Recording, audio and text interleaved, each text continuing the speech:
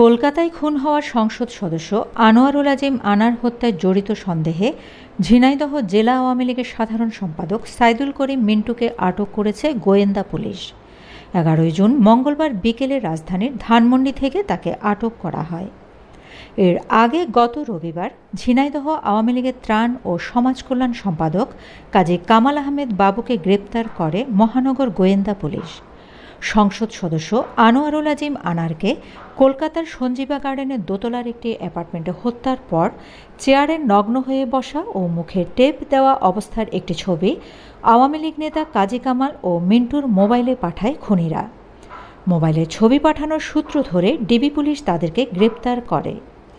সাইদুল করিম মিন্টু আটক হওয়ার আগে মিন্টু রোডের নিজ কার্যালয়ে ঢাকা মেট্রোপলিটন পুলিশের অতিরিক্ত কমিশনার মোহাম্মদ হারুনুর রশিদ গণমাধ্যমকে বলেছেন, সংসদ সদস্য আনোয়ারুল আজিম আনারের হত্যাকাণ্ডের পর আসামিরা কার কার কাছে ছবি ও ভিডিও শেয়ার করেছে তা নিয়ে তদন্ত চলছে। সেখান থেকে কেউ আর্থিকভাবে লাভবান হয়েছে কিনা, কাদের মাধ্যমে আর্থিক লাভবান হয়েছে এসব বিষয়ে তদন্ত হচ্ছে।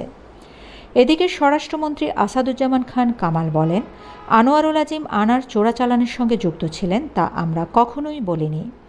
আমরা সব সময় বলে আসছি এমপির ওই এলাকা সন্ত্রাসপূর্ণ একটি এলাকা, ওখানে সত্যিকারে কি হয়েছে সেটা আমাদের জানতে হবে। আমরা তদন্ত করছি, তদন্তের পর সব কিছু জানানো হবে। অনুসন্ধানে জানা যায় সংসদ সদস্য আনোয়ারুল আজিম আনার ঝিনাইদহ আওয়ামী লীগের সাধারণ সম্পাদক হতে চেয়েছিলেন। এ নিয়ে তার সঙ্গে গ্রেপ্তার হওয়া মিন্টুর বিরোধ বাধে। তার নির্বাচনী এলাকার অনেকেই মনে করেন এই হত্যাকাণ্ডের নেপথ্যে পরিকল্পনাকারীদের একজন এই মিন্টু। আনার হত্যাকাণ্ডের প্রধান পরিকল্পনাকারী পলাতক আখতারুজ্জামান শাহীন জেলা আওয়ামী লীগের নেতা ও প্রভাবশালী সংসদ সদস্যদের ঘনিষ্ঠজন। প্রভাবশালী এক সংসদ সদস্যের কন্যার বিয়েতে আনার একটি প্রাডো মডেলের গাড়িও উপহার হিসেবে দিয়েছিলেন। এতেও ওই প্রভাবশালী সংসদ সদস্য হত্যার শিকার আনারের ওপর সন্তুষ্ট হননি।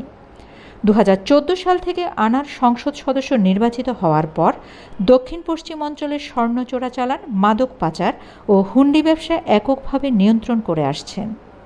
তিনি এই খাত থেকে প্রতি মাসে অন্তত কোটি কোটি টাকা পেতেন। এই টাকার ভাগ নিয়ে ওইসব অঞ্চলের সাবেক ও বর্তমান প্রভাবশালী কতিপয় এমপির সঙ্গে বিরোধ বাধে। এই বিষয়টিও তাকে হত্যার অন্যতম একটি কারণ। এই অঞ্চলে স্বর্ণ চোরাচালান, মাদক ও হুন্ডি ব্যবসার নিয়ন্ত্রণ নিয়ে শতাধিক ব্যক্তি খুন হয়েছেন। সাইদুল করিম মিন্টুর বাড়ি ঝিনাইদহের হরিণাকুণ্ডু উপজেলার জোড়াদাহ ইউনিয়নের ভাইনা বিশ্বাসপাড়ায়। প্রয়াত রুহুল কুদ্দুস ও আঙ্গুরা বেগম দম্পতির সন্তান সাইদুল করিম বর্তমানে ঝিনাইদহ শহরের আরাবপুর ইন্দিরা সড়কের বাড়িতে স্ত্রী আর্মিজা শিরিন আক্তার ও 2 সন্তানকে নিয়ে বসবাস করেন। স্ত্রী আর্মিজা শিরিন আক্তার স্থানীয় একটি পত্রিকার ব্যবস্থাপনা সম্পাদক এবং সাইদুল করিম সেই পত্রিকার সম্পাদক মণ্ডলীর সভাপতি।